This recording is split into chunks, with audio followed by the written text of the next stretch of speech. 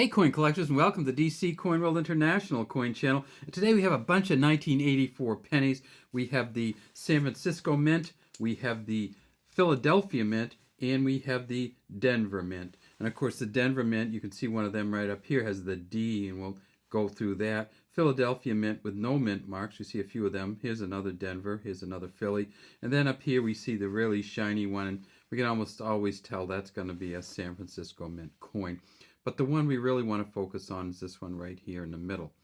One of the things that happens sometimes with US coins is you want the shiny one, or you want the red one, or you want the one that looks best, and you ignore some of the other coins. And this is a 1984 Philadelphia penny. It's, I guess you could call it brown. It has an incredible amount of toning on it. Just a really beautiful coin in terms of the coloring.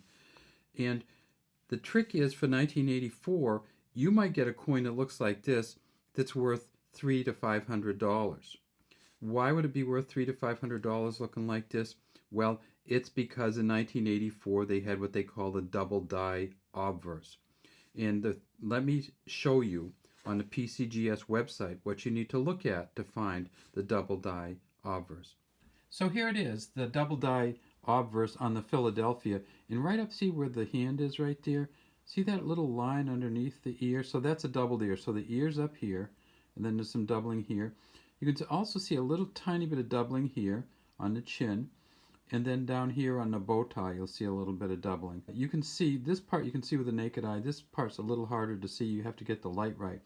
But this is straight from the PCGS website. This is a double die obverse brown. So don't throw out the browns just because it's not shiny and red. This is still worth a few $100 to $350 for a double die obverse brown. So what we'd be looking at is the ear up here, the chin, and the bow tie. We've got it magnified quite a bit. I'm not seeing any second ear up there. You're not seeing that extra line. I'm not seeing anything special with the chin, and the bow tie looks pretty good, but it's not anything special. Now, of course, this is the Lincoln penny. It changed in 1982 to a zinc covered penny. This one here is one of the zinc ones.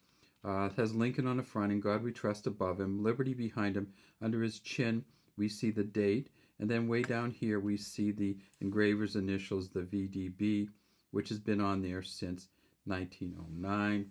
Well, kind of on there since 1909. Originally it was on the back, then they moved it to the front.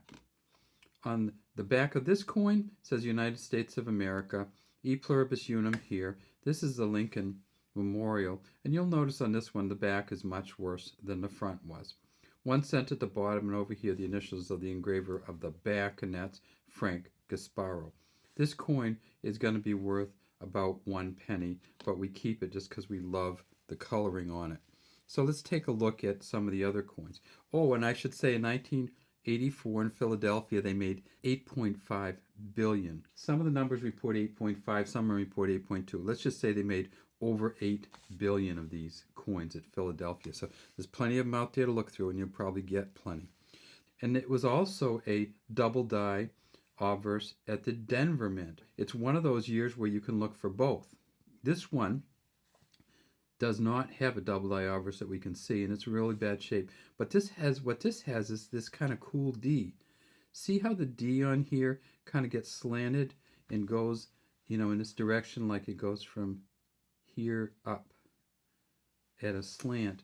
And that's really interesting. Once in a while you get one of these. So if you get one of these, keep it too. Not big value, but some people might like this kind of slanted D on there. Let's look at another D from 1984.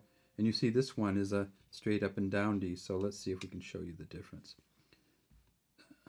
See how this D goes, kind of leans to the right, and this one here, if we put it there, goes kind of straight up and down. So once in a while you get a D like this, or a S like this, or even a P like this on other coins, and those are coins that, why not save them out, because it's kind of fun.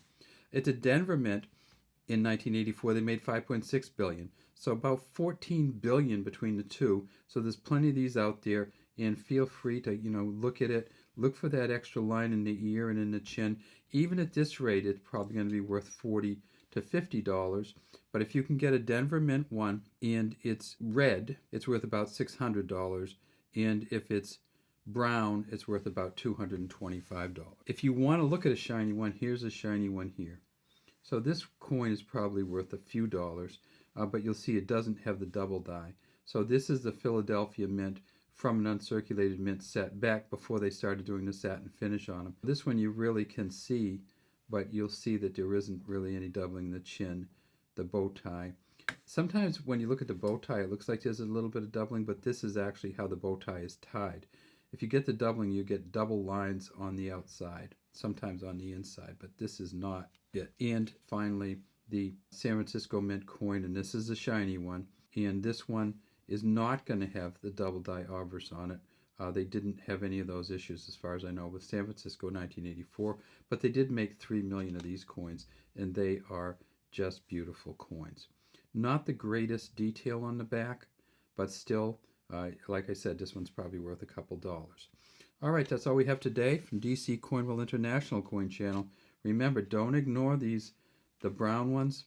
Don't ignore the ones with lots of toning, because they might very well be the ones that have the extra ear or the extra bow tie line. Even look at some as bad as this. Can't see anything there. But look at them all if you get the 1984s, just for fun. All right, that's all we have today from DC Coinwell International Coin Channel.